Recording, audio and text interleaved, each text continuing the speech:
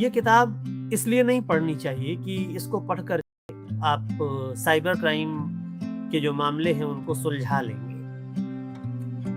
आप cyber crime के expert नहीं हो जाएँगे। लेकिन ये किताब इसलिए पढ़ी जानी चाहिए कि आप स्वयं साइबर क्राइम के जाल से बच सकते हैं। कैसे ये पूरी अपराध की दुनिया ऑपरेट करती है, उसका मॉडस ऑपरेंडी क्या है, वो किस तरह से लोगों को अपने जाल में फँसाते हैं और क्या इनसे सच में बचा जा सकता है।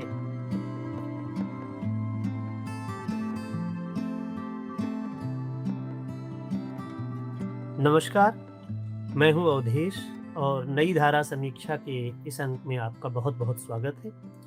आज जो किताब मैं आपके साथ शेयर करना चाहता हूँ, जिस पे चर्चा करना चाहता हूँ, वो किताब आप पढ़ने के शौकीन हैं या नहीं, आप सबके जीवन से जुड़ी हुई है, ख़ास करके आजकल के दौर में। और ये किताब है अमित दुबे की किताब साइबर क्राइम। हम सब आए दिनों किसी न किसी साइबर क्राइम के बारे में पढ़ते हैं। कई बार ऐसा होता है कि हमारे पास भी कोई इस तरह की फ़ोन कॉल आती है, कोई ईमेल आती है और हम उससे बच जाते हैं। कई बार हम नहीं भी बच पाते हैं, हम शिकार भी होते हैं। तो अमित दुबे दरअसल साइबर क्राइम के बहुत सारे मामलों को हल करने में लगे रहे हैं और उन्होंने बहुत सारे मामले हल किए हैं। उन्होंने अपनी इस किताब में ऐसे कुछ चुनिंदा कहानियों को लेकर के, चुनिंदा मामलों को लेकर के, उसकी जो सच्ची कहानियाँ हैं, वो आपके सामने रखी हैं। ये किताब इसलिए नहीं पढ़नी चाहिए कि इसको पढ़ कर के आप साइबर क्राइम के जो मामले हैं, उनको सुलझा लेंगे। आप साइबर क्राइम के एक्सपर्ट नहीं हो जाएँगे। लेकिन ये किताब इसलिए पढ़ी जानी चाहिए कि आप स्वयं साइबर क्राइम के जाल से बच सकते हैं। साइबर क्राइम एक ऐसी चीज़ है कि इतने नए रूपों में हमारे सामने आती है। कभी वो डिजिटल अरेस्ट के नाम पर हमारे सामने आती है, कभी वो कुछ हमको लॉटरी लग गई है या दूसरी चीज़ें हो गई हैं, इस रूप में हमारे सामने आती है। और कभी तो ऐसा लगता है कि हमने कुछ किया ही नहीं, इसके बावजूद कैसे ऐसा हो गया कि हमारी बैंक से पैसे गायब हो गए या हमारे अश्लील वीडियो बना लिए गए। तरह-तरह की चीज़ें आजकल जैसे-जैसे टेक्नोलॉजी विस्तृत हो रही है, तो ये सारी समस्याएँ हमारे सामने आती रहती हैं। इन कहानियों को पढ़ने का एक दूसरा जो पक्ष है, एक तो ये है कि हम बच सकते हैं, लेकिन एक दूसरा पक्ष है, वो ये है कि अगर आपको क्राइम थ्रिलर पढ़ने में मज़ा आता है, तो जिस तरह से ये लिखी गई हैं, इनका एक तरह का साहित्यिक आस्वाद भी है। तो बियॉन्ड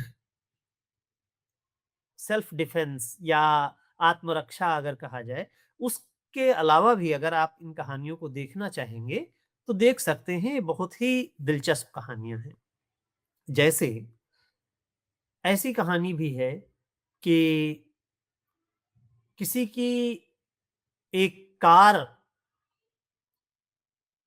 के बारे में उसकी फ़ोटो खींच करके उसका नंबर प्लेट को खींच करके उसको मॉर्फ कर दिया जाता है और फिर बताया जाता है कि कैसे वो दूसरी एक घटना में इन्वॉल्व है और इस क्राइम को सॉल्व करने के लिए काफ़ी कुछ कोशिश करने के बाद में अंत में ये देखा जाता है कि जो कार की नंबर प्लेट है जिसकी फ़ोटो खींची गई है, उसके बगल में एक कहीं बाइक खड़ी हुई है और उस बाइक के नंबर प्लेट आ जाने से उस फ़ोटो में ये पता करता है व्यक्ति कि किस गैराज में ये बाइक है, किसकी बाइक है और वहाँ से लोकेशन ट्रेस करके फिर जा कर के वो उस क्रिमिनल को पकड़ते हैं।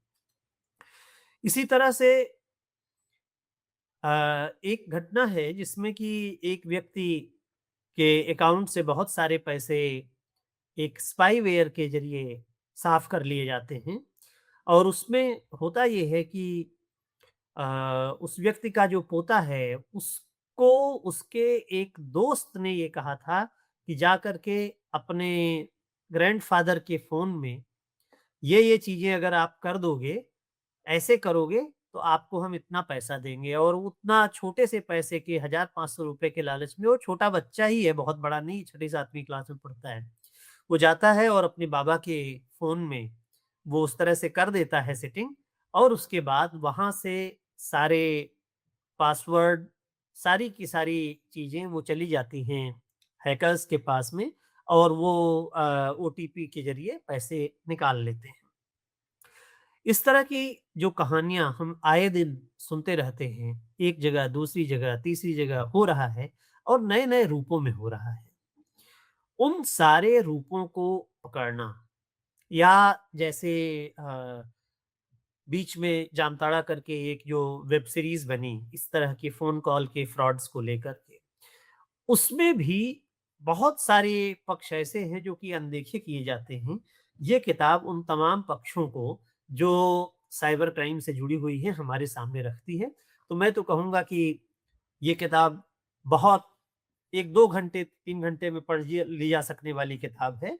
अगर आप बचे रहना चाहते हैं थोड़ा ढंग से और कैसे ये पूरी अपराध की दुनिया ऑपरेट करती है, उसका मॉडस ऑपरेंडी क्या है, वो किस तरह से लोगों को अपने जाल में फँसाते हैं और क्या इनसे सच में बचा जा सकता है। क्योंकि हमने ये देखा है कि जितने भी केस इस किताब में दिखाए गए हैं, उनमें कहीं न कहीं हम या साधारण व्यक्ति जो है, वो एक किसी चीज़ के भुलावे में, लालच में, बहकावे में आता है और वहीं से सारा का सारा मामला समझ में आ जाता है कि कैसे कोई चीज़ आपको फ्रॉड करने के लिए उनके पास पहुँच जाती है। तो इन सारी चीज़ों से बचाव के लिहाज से और एक तरह का साइबर क्राइम का जो थ्रिल होता है, अगर आप एक पाठक के बतौर उस थ्रिल को भी समझना चाहते हैं, तो ये किताब बड़ी दिलचस्प है, इसको ज़रूर पढ़ें। बहुत-बहुत धन्यवाद।